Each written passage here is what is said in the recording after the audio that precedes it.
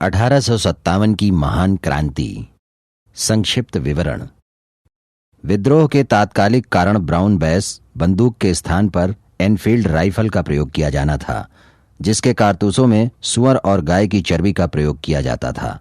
इस कारण के अतिरिक्त एक और कारण कैनिंग द्वारा भारतीय सैनिकों को विदेश में अपनी सेवाएं देना अनिवार्य करना था। अजीमुल्ला ने नाना साहब के साथ मिलकर विद्रोह की अंतिम रूपरेखा बनाई और 31 मई 1857 का दिन निश्चित किया गया। क्रांति के प्रतीक के रूप में कमल और रोटी को चुना गया। चर्बी युक्त कारतूसों के विरोध में पहली घटना 29 मार्च 1857 को बैरकपुर की छावनी में घटी, जहां पर मंगल पांडे नामक सिपाही ने कारतूसों का प्रयोग करने से मना कर दिया तथा अपने अधिकारी बाग और ह्यूरसन की हत्या कर दी। 8 अप्रैल 1857 ईस्वी को मंगल पांडे को फांसी दे दी गई। 10 मई 1857 ईस्वी को मेरठ स्थित छावनी में यहां के सैनिकों ने कारतूस के प्रयोग करने से मना कर विद्रोह कर दिया। अपने कुछ अधिकारियों की हत्या कर ये 11 मई की सुबह दिल्ली पहुंचे और मुगल बादशाह बहादुर शाह जफर द्वितीय को भारत का राजा घोषित कर दिया। 1857 ईस्वी की क्रांति के स्थानीय विद्रोही नेताओं में प्रसिद्ध सतारा के रंगा बापूजी गुप्ते, हैदराबाद के सोनाजी पंडित, रंगाराव पोगे, मौलवी सैयद अलाउद्दीन इत्यादि थे। 1857 ईस्वी के विद्रोह में ग्वालियर, पंजाब के पटियाला, सिंध, हैदराबाद और मद्रास के शासकों ने बिल्कुल भी हिस्सा नहीं लिया। साथ ही इस क्रांति से पढ़े लिखे लोग और व्यापारी वर्ग भी दूर रहा। इस विद्रोह में अंग्रेजों के साथ ग्वालियर के सिंधिया, इंदौर के होलकर, अफगानिस्तान के दोस्त मोहम्मद और कश्मीर के गुलाब सिंह, हैदराबाद के सालार जंग और बंगाल के जमींदार भी शामिल थे। 1857 ईस्वी की क्रांति के बाद गवर्नर जनरल का पद वायसराय में बदल दिया गया और भारत का शासन क्राउन के अंतर्गत हो गया। 1857 का विद्रोह। सामान्य परिचय। 1857 का विद्रोह विदेशी शासन को खत्म करने की दिशा में असफल लेकिन साहसिक प्रयास था। यद्यपि ईस्ट इंडिया कंपनी के भारत में 2 प्रमुख कार्य थे, साम्राज्य बढ़ाना और व्यापारिक शोषण। अंग्रेजों की धन लोलुपता की कोई सीमा नहीं थी। इस समस्त नीति के संचित प्रभाव से भारत में सभी वर्गों, रियासतों के राजाओं, सैनिकों, जमींदारों, कृषकों, व्यापारियों आदि पर प्रतिकूल प्रभाव पड़ा था, जिससे भारतीय सैनिकों के साथ साथ जनता तथा राजाओं ने भी अंग्रेजों के खिलाफ सन 1857 ईस्वी में विद्रोह कर दिया था। राजाओं को लगता था कि यदि मुगल बादशाह पुनः शासन प्राप्त कर लें तो वे राजा या शासक पुनः अपने इलाकों में बेफिक्र शासन चला सकेंगे। 1857 ईस्वी के विद्रोह का विस्तृत अध्ययन हम निम्न चरणों के अंतर्गत करेंगे। ए. विद्रोह का स्वरूप, बी. विद्रोह का कारण, सी. विद्रोह का प्रारंभ, डी. विद्रोह का प्रसार, ई. विद्रोह के असफलता के कारण, एफ. विद्रोह का महत्व, जी. विद्रोह के परिणाम। ए. विद्रोह का स्वरूप। सामान्य परिचय। वर्ष 1857 ईस्वी का विद्रोह स्वतः स्फूर्त या अनियोजित था। यह किसी सावधानी पूर्वक तथा गुप्त रूप से किए गए संगठन कार्य का परिणाम था। निश्चित रूप से यह कहना कठिन है। 1857 ईस्वी के विद्रोह की प्रकृति के संबंध में विद्वानों में मतभेद है। सर जॉन लॉरेंस और सीले के अनुसार यह केवल सैनिक विद्रोह था। इसी क्रम में डॉक्टर सेन ने कहा कि 19वीं शताब्दी के पूर्वार्ध में भारत केवल भौगोलिक कथन ही था। अंग्रेज इतिहासकारों ने इसे सिपाही विद्रोह, सामंतवादी प्रतिक्रिया, हिंदू मुस्लिम षड्यंत्र आदि की संज्ञा दी है, जबकि अधिकांश भारतीय इतिहासकार इसे राष्ट्रीय आंदोलन स्वीकार करते हैं जो भारत की स्वतंत्रता के लिए लड़ा गया। इसी क्रम में और प्रमुख विद्वानों के अंतर्गत लॉरेंस, सीले, ट्रेवेलियन, माल्सन, टी.आर. होम्स आदि अंग्रेज इतिहासकारों ने मात्र इसे सैनिक विद्रोह कहा। इस मत के भारतीय समर्थक इतिहासकार दुर्गादास बंदोपाध्याय और सर सैयद अहमद खां थे। यद्यपि यह विद्रोह सैनिक विद्रोह के रूप में प्रारंभ हुआ, परंतु बाद में अधिकांश स्थानों पर जनता ने भी इसमें भाग लिया, जिनको 1858 से 59 ईस्वी के अभियोगों में हजारों असैनिकों को भी दंडित किया गया था। अन्य विद्वानों में L.E.R. रीच के अनुसार यह धर्मांधों का ईसाइयों के विरुद्ध युद्ध था। ब्रिटिश पार्लियामेंट में भी इस विद्रोह को सिपाही विद्रोह घोषित किया गया, लेकिन ब्रिटेन के नेता बेंजामिन डिजरायली, जो रूढ़िवादी दल के नेता थे, ने 27 जुलाई 1857 ईस्वी को हाउस ऑफ कॉमन्स में बोलते हुए सरकार के इस मत का खंडन किया और कहा कि यह आंदोलन एक राष्ट्रीय विद्रोह था, न कि सिपाही विद्रोह।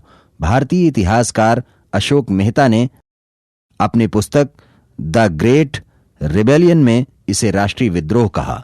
इसी क्रम में वीडी सावरकर ने 1909 ईस्वी में लिखित अपनी पुस्तक the Indian war of independence 1857 में इसे सुनियोजित स्वतंत्रता संग्राम की संज्ञा दी। इसी प्रकार आरसी मजूमदार ने 1857 के विद्रोह को न तो प्रथम, न ही राष्ट्रीय और न ही स्वतंत्रता संग्राम माना है। यद्यपि 1857 के विद्रोह का स्वरूप कुछ भी रहा हो, यह शीघ्र ही अंग्रेजी साम्राज्य के लिए एक चुनौती बन गया था। कुल मिलाकर अंतिम रूप से 1857 ईस्वी का विद्रोह मध्ययुगीन व्यवस्था से अपने को बचाने और अपनी खोई हुई मर्यादा प्राप्त करने का अंतिम प्रयास था। यह मोटे तौर पर एक राजनीतिक आंदोलन था, जिसका उद्देश्य भारत से विदेशी शासन को दूर करना था। बी, विद्रोह के कारण। सामान्य परिचय। एंग्लो इंडियन इतिहासकारों ने सैनिक असंतोषों तथा चर्बी वाले कारतूसों को ही 1857 के महान विद्रोह का सबसे मुख्य तथा महत्वपूर्ण कारण बताया है। इसके अतिरिक्त 1857 ईस्वी के विद्रोह के राजनीतिक, सामाजिक, आर्थिक, धार्मिक और सैनिक कारण विद्यमान थे, परंतु सीधे तौर पर इसका मुख्य कारण अंग्रेजों द्वारा भारतीय जनता का अमानवीय शोषण था। इसके प्रमुख कारणों का विश्लेषण इस प्रकार है। नंबर 1, राजनीतिक कारण। नंबर 2, आर्थिक कारण। नंबर 3, सामाजिक धार्मिक कारण। नंबर 4, सैनिक कारण। नंबर 5, तात्कालिक कारण। नंबर 1, राजनीतिक कारण। ईस्ट इंडिया कंपनी की भारतीय रियासतों पर क्षमताशाली नियंत्रण और धीरे धीरे समाप्ति की नीति ने लॉर्ड वेलेजली के अधीन सहायक संधि की प्रणाली के रूप में एक निश्चित आकार धारण कर लिया था। इसी क्रम में डलहौजी के व्यपगत सिद्धांत ने हिंदू राजाओं से दत्तक पुत्र लेने का अधिकार छीन लिया, जिसने आग में घी का काम किया। यद्यपि मुगल सम्राट 1803 ईस्वी से ब्रिटिश संरक्षण में रहने लगा था, लेकिन मान मर्यादा से संबंधित उनके दावे स्वीकृत थे। वे गवर्नर जनरल को प्रिय पुत्र और वफादार नौकर कहकर संबोधित करते थे। British governor general Amherst ने बादशाह को यह समझा दिया कि उनकी बादशाहत नाम मात्र की है और दरबार के ब्रिटिश रेजिडेंट ने नजर देते समय खड़े होने से इनकार किया। इसके बाद एक ब्रिटिश गवर्नर जनरल ऑकलैंड ने बादशाह को अपने दावे और अधिकार छोड़ने को कहा तथा नजर लेने, खिल्लत देने और दरबार करने से रोक दिया। इसी क्रम में डलहौजी ने सम्राट को लाल किले से हटने के साथ साथ बादशाह की उपाधि छोड़ देने के लिए कहा। इन घटनाओं से सभी लोग मुगल बादशाह के अपमान से नाराज हुए, जो कि उनकी बादशाहत को मिट्टी में मिलते हुए नहीं देखना चाहते थे। इस संदर्भ में अलेक्जेंडर डफ ने लिखा है, पिछले 100 वर्षों से समस्त भारत में लोग निजी घरों में अथवा मस्जिदों में तैमूर के वंश, जिसका प्रतीक वे दिल्ली के सम्राट को मानते हैं, की समृद्धि के लिए प्रार्थना करते रहे हैं। इस तैमूर के वंश की समृद्धि का अर्थ केवल अंग्रेजी साम्राज्य का पतन और प्राचीन वंश का पुनः स्थापन ही है। इसी क्रम में अवध के नवाब वाजिद अली शाह को अपदस्थ कर कुशासन के आधार पर फरवरी 1856 ईस्वी में अवध को ब्रिटिश साम्राज्य में मिला लिया गया, जबकि अवध से अधिक अंग्रेजों का समर्थक तथा आज्ञाकारी राज्य कोई भी नहीं था। अवध को एक चीफ कमिश्नर का क्षेत्र बना दिया गया और हेनरी लॉरेंस पहला चीफ कमिश्नर नियुक्त हुआ। इसी क्रम में डलहौजी ने उचित एवं अनुचित तरीकों से देशी राज्यों का अपहरण किया। उसने गोद लेने को निषेध कर सतारा, जैतपुर, संभलपुर, बघाट, उदयपुर, झांसी और नागपुर को ब्रिटिश राज्य में मिला लिया। इसी प्रकार अंग्रेजों ने पेशवा बाजीराव द्वितीय के दत्तक पुत्र नाना साहब की पेंशन भी बंद कर दी तथा कर्नाटक, सूरत और तंजौर के राजाओं की उपाधियों का अंत कर दिया गया। 1854 ईस्वी में डलहौजी ने जमींदारों एवं जागीरदारों की जांच के लिए बंबई में इनाम कमीशन बैठाया, जिसने 35,000 जागीरों की जांच की और लगभग 20,000 जागीरें जब्त कर ली। कंपनी की सेवा में भारतीयों को उच्च पदों पर नहीं रखा गया। उपरोक्त राजनीतिक कारण भी विद्रोह के कारण थे। नंबर 2, आर्थिक कारण। अंग्रेजों की आर्थिक शोषण की नीति भी विद्रोह का प्रमुख कारण थी। यह शोषण भूमि व्यवस्थाओं के नए नए आविष्कार, करों में वृद्धि एवं भारतीय उद्योग धंधों को नष्ट करके किया गया। इसी क्रम में सूखा, बाढ़ आदि के कारण फसलें न होने पर महाजनों से कर्ज लेकर लगान अदा करना होता था। कर्ज न अदा कर पाने पर सूदखोर जमीन पर कब्जा कर लेते थे। न्यायालयों एवं महाजनों के बीच गठबंधन से ऐसी स्थिति पैदा हो गई। इसके अतिरिक्त अंग्रेजी सरकार ने भारतीय जनता पर अतिरिक्त कर बढ़ा दिए, जिसको वसूलने के लिए अधिकारियों ने जनता पर बेइंतहा जुल्म ढाए, जिससे भुक्तभोगी सत्ता उखाड़ फेंकने के लिए किसी भी अवसर का स्वागत करने को तैयार थे। अंग्रेजों के आने के पूर्व भारत एक कृषि प्रधान देश ही नहीं था, बल्कि यहाँ का उद्योग और व्यापार बहुत उन्नतशील दशा में था। लेकिन अंग्रेजों की आर्थिक नीतियां भारतीय उद्योगों और व्यापार के विरुद्ध थीं। ईस्ट इंडिया कंपनी के राजनैतिक शक्ति के प्रयोग से भारतीय हस्तशिल्प और व्यापार का सर्वनाश हो गया था। जब अंग्रेजों की स्थिति भारत में मजबूत हो गई, तब उन्होंने भारत के कच्चे माल को न्यून मूल्य पर इंग्लैंड भेजना प्रारंभ किया और उसी कच्चे माल को पक्के मालों में बदलकर भारत में महंगे दामों में बेचा जाने लगा। हमारे राष्ट्रीय नेताओं, जिनमें दादा भाई नौरोजी, आर.पी. दत्त, आर.सी. दत्त, गोपाल कृष्ण गोखले आदि प्रमुख थे, जिन्होंने अंग्रेजों की आर्थिक नीतियों की कड़ी आलोचना की। इसी क्रम में दादा भाई नौरोजी ने 1861 ईस्वी में प्रकाशित अपनी पुस्तक poverty and un British rule in India में धन निकासी का सिद्धांत प्रस्तुत किया। नंबर 3, सामाजिक धार्मिक कारण। सभी विजेता जातियों की भांति अंग्रेज शासक विजित लोगों के प्रति बहुत रूखे तथा धृष्ट थे। इसके अतिरिक्त वे जाति भेद की भावना से भी प्रेरित थे। वे भारतीयों को हे दृष्टि से देखते थे और हिंदुओं को बर्बर और मुसलमानों को कट्टरपंथी, बेईमान और निर्दयी समझते थे। लॉर्ड विलियम बेंटिक एवं डलहौजी के समय हिंदू समाज में व्याप्त कुरीतियों को दूर करने के लिए सती प्रथा, कन्यावध, बाल विवाह का निषेध एवं विधवा विवाह के समर्थन आदि पर कानून बनाए गए। पुरोहित वर्ग ने जानबूझकर अंग्रेजों के इन विचारों को चुनौती दी, क्योंकि इन कार्यों से उनकी शक्ति एवं प्रभाव में कमी आई। यूरोपीय अधिकारियों द्वारा भारतीयों के साथ किए गए व्यवहार का उल्लेख करते हुए तिलक ने लिखा है कि कोई भी आत्मसम्मान युक्त जाति इसे 1 घंटे के लिए भी बर्दाश्त नहीं करेगी। सामाजिक दृष्टि से भारतीयों के प्रति अंग्रेजों के विचार एवं उनके व्यवहार बहुत ही अपमानजनक हुआ करते थे। यूरोपीय अधिकारी वर्ग भी भारतीयों के साथ अमानवीय व्यवहार किया करता था। इसी क्रम में जब 1813 ईस्वी में ईसाई मिशनरियों को भारत में आने की अनुमति दी गई, तब से उनका प्रचार कार्य बहुत बढ़ गया। अब शिक्षण संस्थानों में भी ईसाई धर्म का प्रचार प्रारंभ हुआ। 1837 ईस्वी के अकाल के समय अनेक व्यक्तियों को ईसाई बनाया गया। 1845 ईस्वी में एक नियम द्वारा कारागार में बंदियों को अपने भोजन के बर्तन ले जाने पर रोक लगा दी गई तथा कैदियों का भोजन एक गैर ब्राह्मण द्वारा बनाया जाना प्रारंभ किया गया, जिससे कैदियों को लगा कि उन्हें ईसाई बनाया जा रहा है। वीर सावरकर ने लिखा है कि सैनिक एवं असैनिक उच्च अधिकारी राम एवं मोहम्मद को गालियां देते थे तथा सैनिकों को ईसाई बनने की प्रेरणा देते थे। मंदिरों, मस्जिदों तथा उनके पुरोहितों एवं इमामों या लोक उपकारी संस्थाओं की जमीन पर लगान लगाने से भी लोगों की धार्मिक भावनाओं को ठेस पहुंची और उन्होंने अंग्रेजों के विरुद्ध विद्रोह में समर्थन किया। 1853 में हाउस ऑफ कॉमन्स में कोर्ट ऑफ डायरेक्टर के निदेशक मेंजिलस ने कहा, दैव संयोग से भारत का विस्तृत साम्राज्य हमें मिला। ईसाइयत का पताका भारत के एक कोने से दूसरे कोने में फहरा देंगे।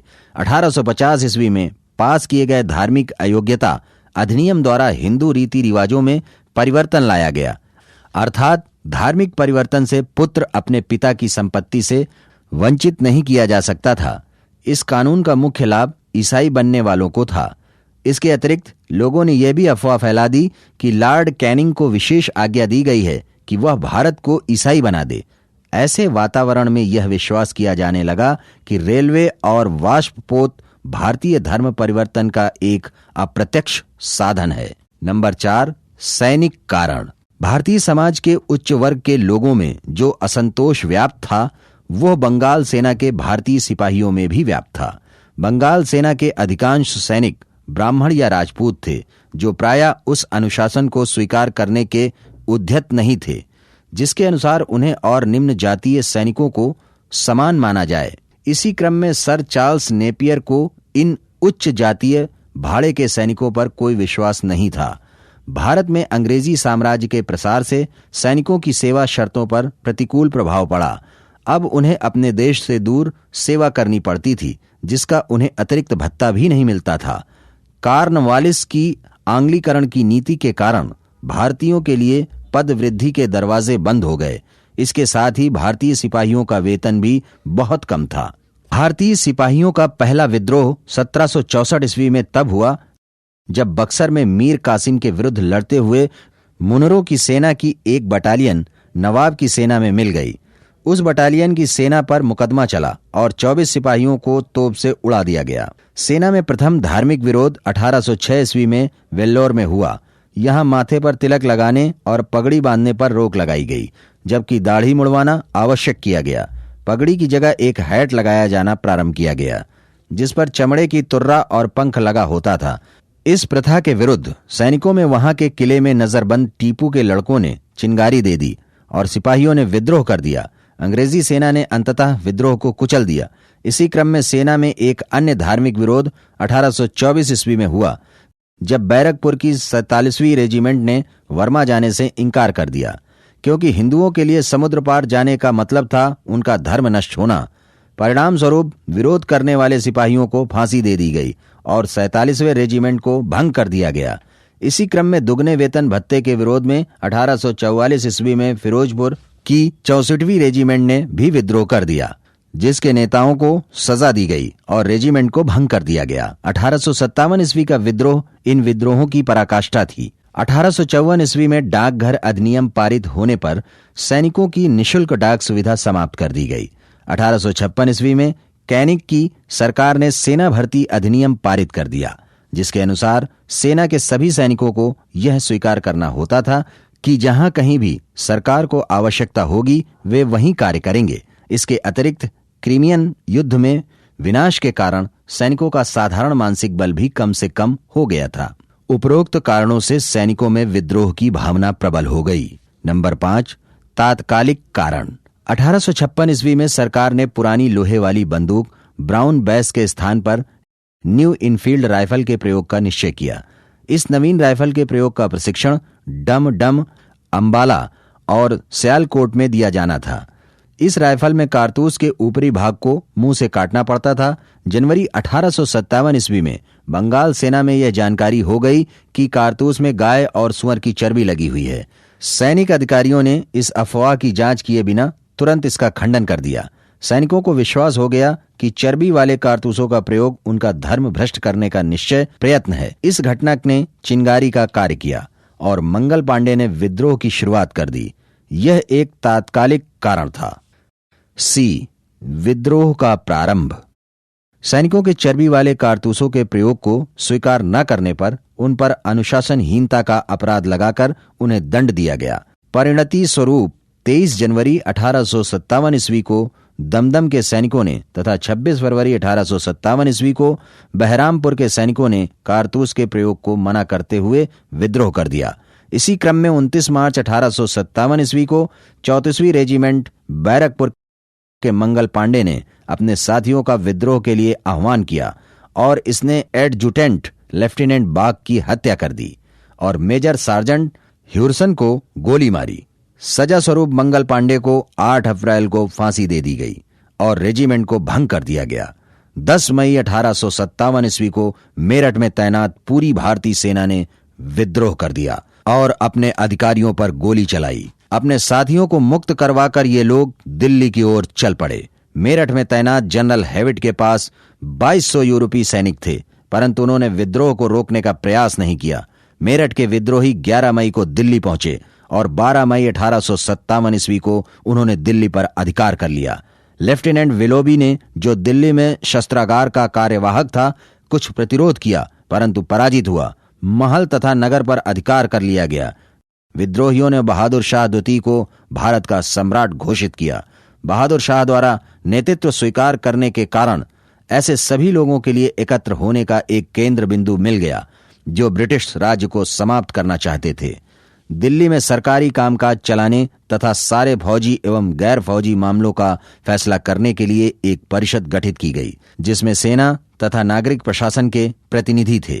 आरंभ में इसका नेतृत्व मुगल शहजादे कर रहे थे, लेकिन 3 जुलाई 1857 ईस्वी को जब बख्त खां बरेली से आ गए तब उन्हें मुख्य नेता बना दिया गया। यहाँ की वास्तविक सत्ता सिपाहियों के हाथ में ही रही। अंग्रेजों का दिल्ली पर अधिकार 20 सितंबर 1857 ईस्वी को हो गया, परंतु इस संघर्ष में जॉन निकोलसन मारा गया। हडसन ने सम्राट के 2 पुत्रों मिर्जा मुगल एवं मिर्जा ख्वाजा सुल्तान और पोते मिर्जा अबू वक्र को दिल्ली के लाल किले के सामने गोली से मार डाला तथा बहादुर शाह द्वितीय को हुमायूं के मकबरे के सामने गिरफ्तार कर उसे निर्वासित कर रंगून भेज दिया गया, जहां 1862 ईस्वी में उसकी मृत्यु हो गई। बहादुर शाह जफर के पतन में अंग्रेजों की कूटनीति के साथ साथ जफर के ही निकट के एक रिश्तेदार इलाही बख्त का हाथ था, जो अंग्रेजों को गुप्त रूप से सूचनाएं देता था। डी. विद्रोह का प्रसार। सामान्य परिचय। मेरठ से प्रारंभ हुए 1857 ईस्वी के विद्रोह की ज्वाला देश के अन्य भागों में तेजी से फैलने लगी। फिर यह तेजी से बढ़ता हुआ पूरे उत्तर भारत में फैल गया। जल्द ही उत्तर में पंजाब से लेकर दक्षिण में नर्मदा तक तथा पूर्व में बिहार से लेकर पश्चिम में राजस्थान तक एक विस्तृत भूभाग इसकी चपेट में आ गया। लेकिन तात्कालीन उत्तर पश्चिमी प्रांत और अवध में विद्रोह की भावना सबसे भयंकर रूप से प्रकट हुई। अन्य प्रांतों में भी इसका प्रसार तेजी से हुआ, परंतु दक्षिण भारत के क्षेत्रों में यह विद्रोह ज्यादा फैल न सका। विद्रोह के प्रमुख केंद्र इस प्रकार थे: number 1 Lucknow, number 2 Kanpur, number 3 Jhansi, number 4 Bihar, number 5 Allahabad, number 6 Faizabad, number 7 Bareilly, number 8 Mandsaur, number 9 Assam, number 10 Orissa, number 11 Kullu, number 12 Rajasthan, number 13 Gorakhpur. Number 1 Lucknow. Awadh के नवाब वाजिद अली शाह को कुशासन के आधार पर गद्दी से उतारने और निर्वासित किए जाने से लोगों में असंतोष था। इस समय कुछ ऐसे भी नेता थे जिन्होंने स्थिति का फायदा उठाने की कोशिश की। इस प्रकार के लोगों में फैजाबाद के मौलवी अहमद उल्लाह शाह प्रमुख थे, जिन्होंने लोगों को जिहाद के लिए उत्तेजित किया। 30 मई 1857 ईस्वी को यहां सिपाहियों ने विद्रोह कर दिया, जिसकी कमान 4 जून को बेगम हजरत महल ने संभाली तथा अपने अल्पवयस्क पुत्र बिरजिस कादिर को नवाब घोषित कर दिया। जून के अंत तक अवध के सारे जिलों में विद्रोहों का प्रसार हो गया। जून 1857 ईस्वी के मध्य में रेजिडेंसी का घेरा शुरू हुआ और 21 मार्च 1858 ईस्वी तक युद्ध जारी रहा। वहां के चीफ कमिश्नर लॉरेंस रेजिडेंसी की रक्षा करते हुए मारे गए। मार्च 1858 ईस्वी में कैंपबेल ने यहां के विद्रोह को समाप्त कर लखनऊ पर पुनः कब्जा कर लिया और रानी नेपाल चली गईं। नंबर 2 कानपुर। कानपुर में विद्रोह का नेतृत्व अंतिम पेशवा बाजीराव द्वितीय के दत्तक पुत्र नाना साहब ने किया, जिनका वास्तविक नाम धोंदू पंत था। अंग्रेजों ने नाना साहब को उत्तराधिकारी नहीं माना था और उन्हें पूना से निर्वासित कर दिया गया था, इसलिए वह उस समय कानपुर में रह रहे थे।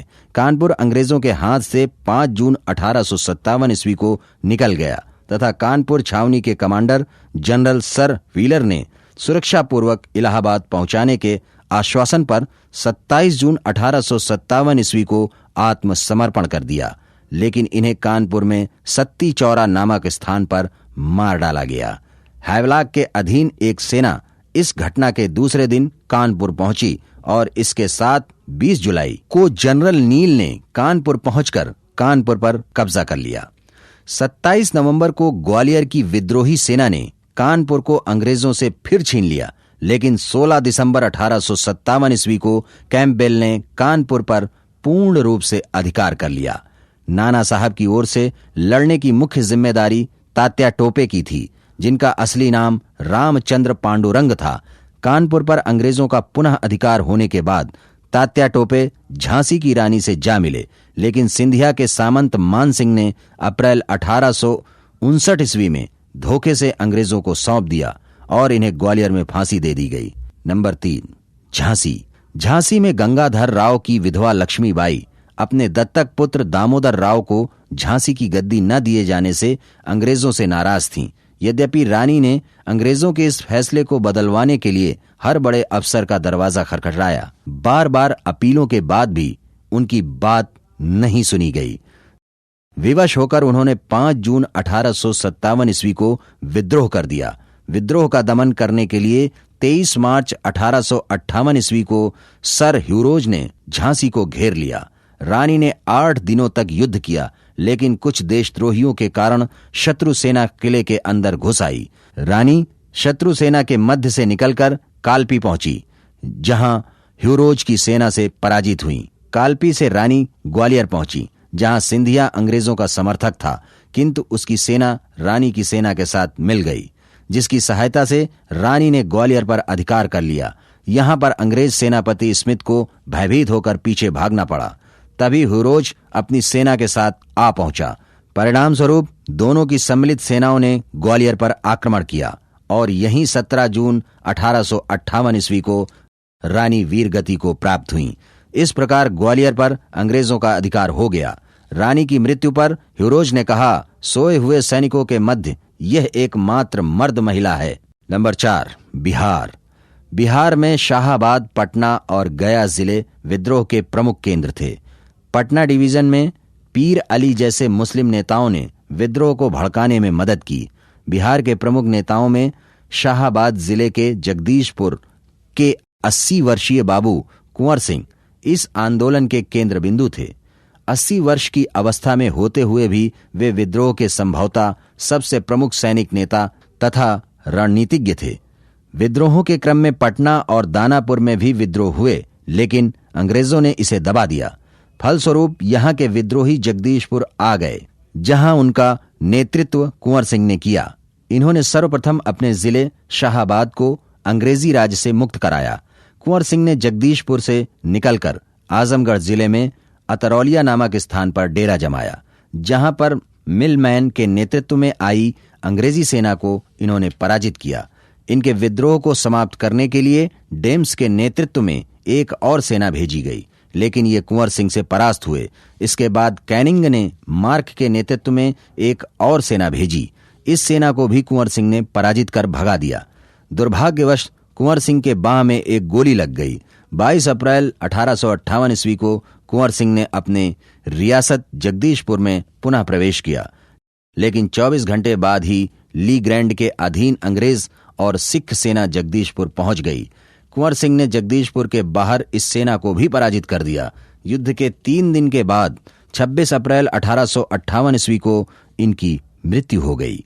1857 ईस्वी के विद्रोह में यही एक ऐसे वीर हैं जिन्होंने अंग्रेजों को कई बार पराजित किया और अंत में इनकी मृत्यु अपनी मौत से हुई। कुंवर सिंह की मृत्यु के बाद इनके भाई अमर सिंह ने विद्रोह का नेतृत्व संभाला और दिसंबर 1858 ईस्वी तक युद्ध जारी रखा। अंत में विलियम टेलर और वेसेंट आयर ने यहां के विद्रोह को समाप्त किया। नंबर 5, इलाहाबाद। इलाहाबाद में जून के प्रारंभ में एक विद्रोह हुआ, जहां विद्रोहियों की कमान मौलवी लियाकत अली ने संभाली। अंत में जनरल नील ने यहां के विद्रोह को समाप्त किया। अंग्रेजों ने सर्वाधिक क्रूरता यहां पर की। नंबर 6, फैजाबाद। मौलवी अहमद उल्ला के नेतृत्व में फैजाबाद का विद्रोह शुरू हुआ था। ये विद्रोह के वीर सिपाही थे। ये मद्रास के रहने वाले थे और वहीं से उन्होंने सशस्त्र विद्रोह का प्रचार कार्य शुरू कर दिया था। जनवरी 1857 में वे उत्तर में फैजाबाद आ गए थे। इन्हें पकड़ने के लिए 50,000 का इनाम घोषित किया गया। बाद में इस विद्रोह को कैंपबेल ने समाप्त किया। नंबर 7, बरेली।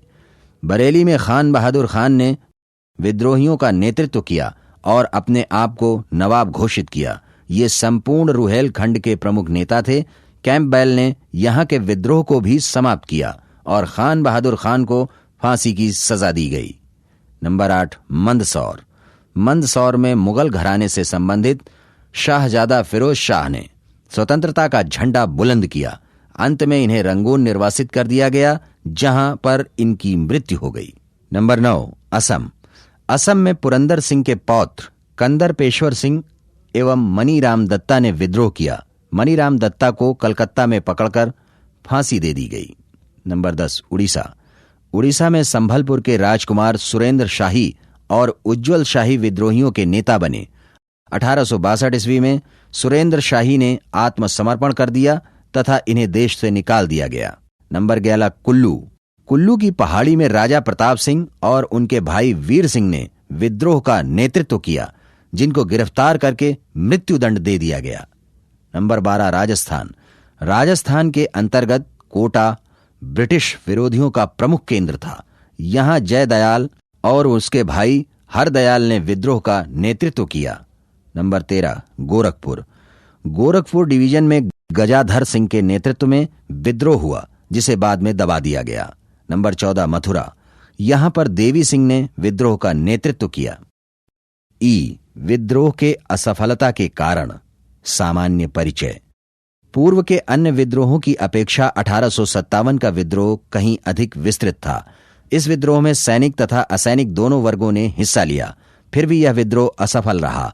विद्रोह के असफलता के प्रमुख कारण इस प्रकार हैं। नंबर 1, विद्रोह के सीमित स्वरूप।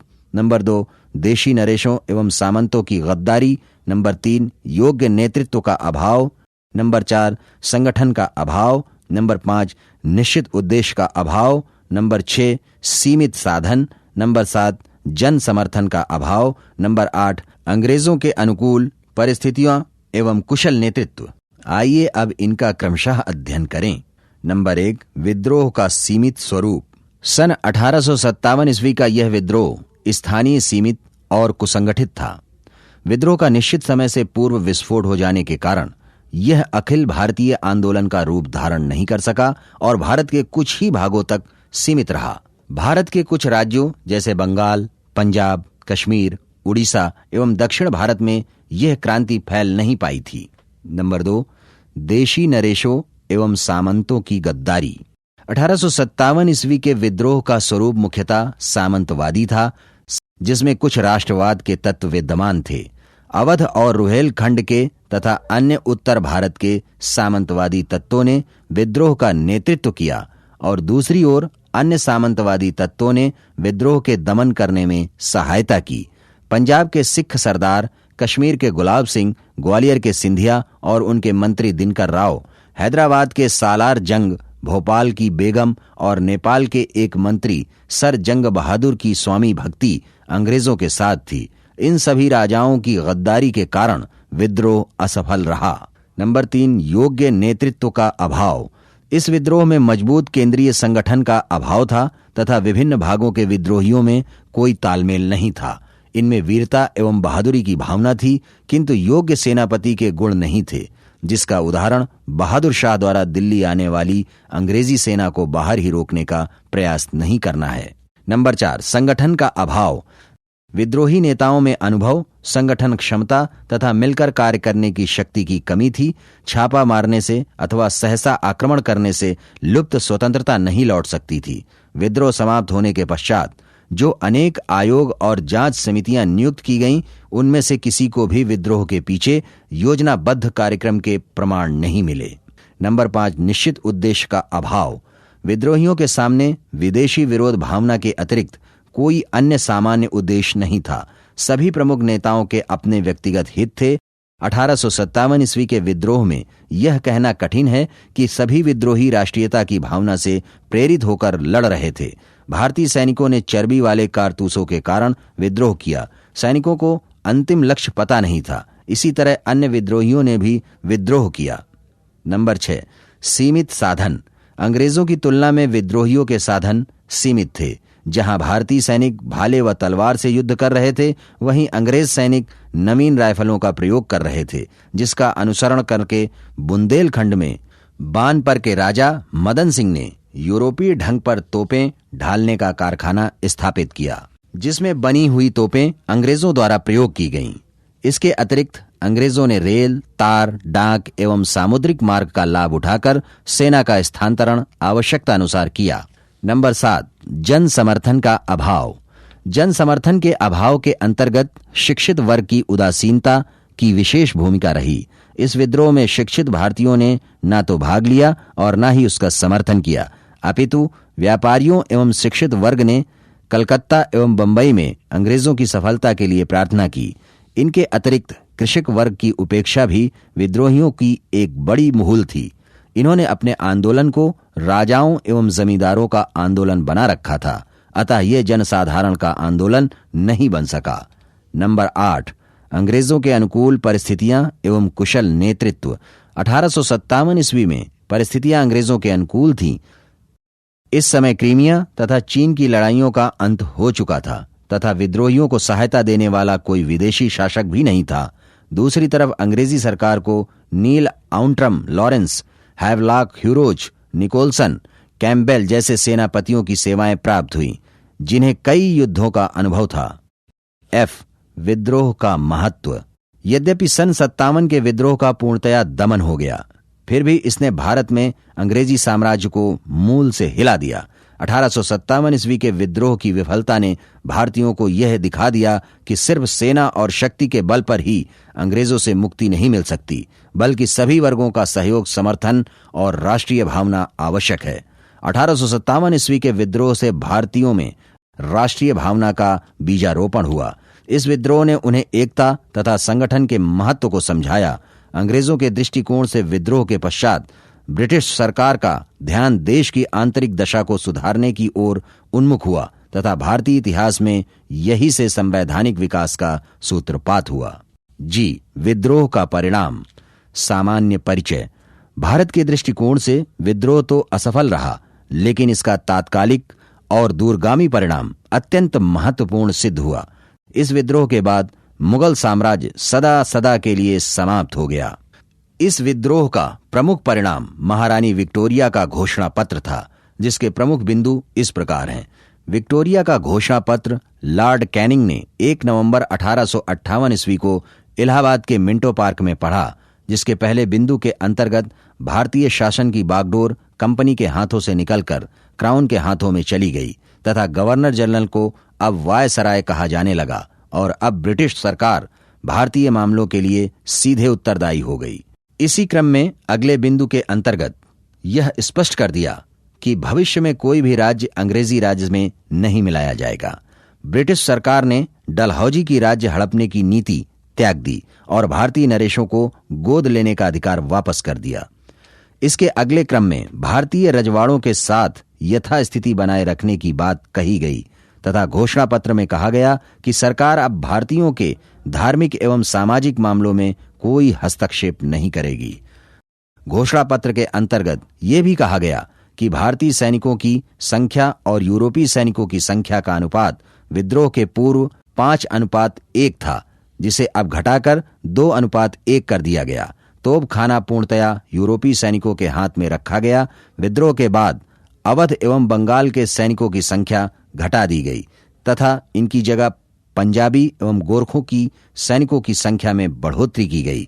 इसी क्रम में भारत की देखभाल के लिए भारतीय राज्य सचिव नामक नए अधिकारी की नियुक्ति की गई तथा इसकी सहायता के लिए 15 सदस्यों की एक परिषद बनाई गई, जिनमें 8 सदस्यों की नियुक्ति सरकार द्वारा एवं 7 की नियुक्ति कोर्ट ऑफ डायरेक्टर्स द्वारा होनी थी।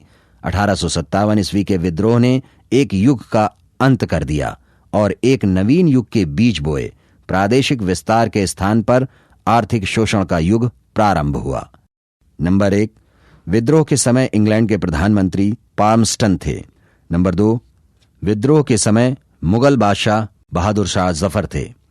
नंबर 3, ब्रिटेन के प्रसिद्ध नेता बेंजामिन डिज़रायली ने इसे राष्ट्रीय विद्रोह की संज्ञा दी है। नंबर 4, विद्रोह का वास्तविक कारण अंग्रेजों की शासन नीति थी।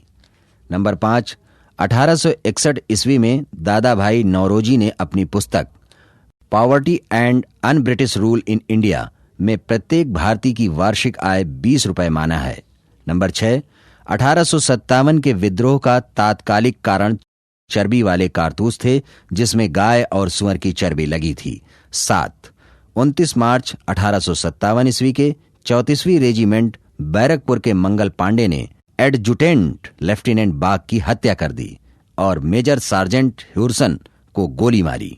नंबर 8, हडसन ने दिल्ली विद्रोह का अंत किया। उसने बहादुर शाह द्वितीय के 2 पुत्र मिर्जा मुगल एवं मिर्जा ख्वाजा सुल्तान तथा एक पौत्र अबू बकर को मार दिया गया और इन्हें हुमायूं के मकबरे में दफना दिया गया। नंबर 9, हुमायूं के मकबरे में 5 मुगलों को दफनाया गया था। Number 1 Humayun, number 2 Dara Shikoh, number 3 Mirza Mughal, number 4 Mirza Sultan, number 5 Abu Bakar. Number 10, Gwalior में जून 1858 ईस्वी को ह्यूरोज से लड़ते हुए रानी लक्ष्मीबाई वीर गति को प्राप्त हुई। नंबर 11, 1857 का आंदोलन जन साधारण का आंदोलन न बन सका, इसमें जन समर्थन का अभाव था। नंबर 12, 1857 के आंदोलन में शिक्षित वर्ग की उदासीनता से कृषक वर्ग उपेक्षित रहा। नंबर 13, 1857 के आंदोलन में कोई रचनात्मक विचार नहीं था और न ही कोई स्थिर संगठन था। नंबर 14, 1857 के विद्रोह का महत्व ये था कि भारतीय इतिहास में यहीं से संवैधानिक विकास का सूत्रपात हुआ, भारतीयों में राष्ट्रीय भावना का बीजारोपण हुआ और प्रजातांत्रिक शासन का भी बीजारोपण हुआ। नंबर 15, 1857 के विद्रोह के परिणाम स्वरूप कंपनी का राज्य समाप्त हो गया और ब्रिटिश काउंट का शासन प्रारंभ हुआ। नंबर 16, ब्रिटिश शासन ने सुधारात्मक नीति अपनाई और साम्राज्यवादी नीति का परित्याग कर दिया। पूछे गए प्रश्न उत्तर। प्रथम स्तर। प्रश्न 1, मंगल पांडे ने 1857 के विद्रोह की पहली गोली कहां चलाई थी? उत्तर, बैरकपुर में। प्रश्न 2, ब्रिटिश सरकार ने भारत पर सीधे शासन करना कब प्रारंभ किया था? उत्तर, सिपाहियों के गदर आंदोलन के बाद। प्रश्न 3, 1857 का विद्रोह किसने शुरू किया? उत्तर, सिपाहियों ने। प्रश्न 4, 1857 के विद्रोह का प्रशासनिक परिणाम किस शक्ति का अंतरण था? उत्तर, ईस्ट इंडिया कंपनी से ब्रिटिश सम्राट को। नंबर 5, बहादुर शाह कौन थे? उत्तर, अंतिम मुगल शासक। प्रश्न 6, 1857 के विद्रोह के दौरान भारत का गवर्नर जनरल कौन था? उत्तर, लॉर्ड कैनिंग। प्रश्न 7, कानपुर के गदर का नेतृत्व किसने किया था? उत्तर, नाना साहब ने। प्रश्न 8, लाल किले में मुगल अस्तित्व किसके पतन के साथ समाप्त हुआ? उत्तर, बहादुर शाह जफर। प्रश्न 9, बेगम हजरत महल ने 1857 ईस्वी के विद्रोह का नेतृत्व किस शहर से किया था? उत्तर, लखनऊ से। प्रश्न 10, सेना भर्ती अधिनियम कब लागू हुआ? उत्तर, 1856 ईस्वी से। प्रश्न 11, नाना साहब का दूसरा नाम क्या था? उत्तर, धोंदू पंत। प्रश्न 12, 1 नवंबर 1858 में रानी की उद्घोषणा जारी करने के लिए शाही दरबार कहां आयोजित किया गया था? उत्तर, इलाहाबाद में। प्रश्न 13, किसने 1857 के विद्रोह के कारणों का विश्लेषण करते हुए अंग्रेजों तथा मुसलमानों के बीच मेल मिलाप की वकालत की? उत्तर, सर सैयद अहमद खां। प्रश्न 14, 1857 के विद्रोह को किस प्रसिद्ध उर्दू कवि ने देखा था? उत्तर, मिर्जा गालिब। प्रश्न 15, कौन 1857 के विद्रोह में अंग्रेजों का सबसे कट्टर दुश्मन था? उत्तर, मौलवी अहमदुल्ला शाह। प्रश्न 16, 1857 के बरेली विद्रोह के नेता कौन थे? उत्तर, खान बहादुर खान। प्रश्न 17, किसने 1857 के विद्रोह के बाद इलाहाबाद को आपातकालीन मुख्यालय बनाया था? उत्तर, लॉर्ड कैनिंग ने। प्रश्न 18, गडकरी विद्रोह का केंद्र क्या था? उत्तर, कोल्हापुर। प्रश्न 19, रानी लक्ष्मीबाई का मूल नाम क्या था? उत्तर, मणिकर्णिका। द्वितीय स्तर। प्रश्न 1, अंग्रेजी भारतीय सेना में चर्बी वाले कारतूसों से चलने वाली एनफील्ड राइफल कब शामिल की गई? उत्तर, दिसंबर 1856 ईस्वी में। प्रश्न 2, भारत के प्रथम स्वतंत्रता संग्राम का मुख्य तात्कालिक कारण क्या था? उत्तर, अंग्रेजों का धर्म में हस्तक्षेप का संदेह। प्रश्न 3, मंगल पांडे कहां के विप्लव से जुड़े हैं? उत्तर, बैरकपुर के। प्रश्न 4, 1857 का विद्रोह लखनऊ में किसके नेतृत्व में आगे बढ़ा? उत्तर, बेगम ऑफ अवध। प्रश्न 5, वर्ष 1857 के विद्रोह के संदर्भ में से किसे उसके मित्र ने धोखा दिया तथा जिसे अंग्रेजों द्वारा बंदी बनाकर मार दिया गया? उत्तर, तात्या टोपे। प्रश्न 6, कुंवर सिंह ने 1857 ईस्वी के विद्रोह का नेतृत्व किस प्रांत से किया? उत्तर बिहार से। प्रश्न 7, 1857 के स्वतंत्रता संग्राम के किस राजवंश ने अंग्रेजों की सर्वाधिक सहायता की? उत्तर ग्वालियर के सिंधिया। प्रश्न 8, 1857 के विद्रोह के समय भारत का गवर्नर जनरल कौन था? उत्तर लॉर्ड कैनिंग। प्रश्न 9, 1857 का विद्रोह मुख्यतः किस कारण से असफल रहा? उत्तर किसी सामान्य योजना और केंद्रीय संगठन की कमी से। प्रश्न 10, 1857 के विद्रोह के ठीक बाद बंगाल में कौन सा विप्लव हुआ? उत्तर नील उपद्रव। प्रश्न 11, 19वीं शताब्दी के दौरान होने वाली वहाबी आंदोलन का मुख्य केंद्र कहां था? उत्तर पटना। प्रश्न 12, महाराष्ट्र में रामोसी कृषक जत्था किसने स्थापित किया था? उत्तर वासुदेव बलवंत फड़के। प्रश्न 13, मुंडाओं ने कब विद्रोह किया? उत्तर 1895 में। प्रश्न 14, उलगुलन विद्रोह किससे जुड़ा था? उत्तर बिरसा मुंडा से। प्रश्न 15, बिरसा मुंडा का कार्यक्षेत्र कौन सा था? उत्तर रांची। प्रश्न 16, हौज विद्रोह कब हुआ? उत्तर 1820 से 1821 ईस्वी के दौरान। प्रश्न 17, अंग्रेजों के विरुद्ध भीलों द्वारा क्रांति कहां प्रारंभ की गई थी? उत्तर मध्य प्रदेश एवं महाराष्ट्र में। प्रश्न 18, जनजातीय लोगों के संबंध में आदिवासी शब्द का प्रयोग किसने किया था? उत्तर ठक्कर बापा ने।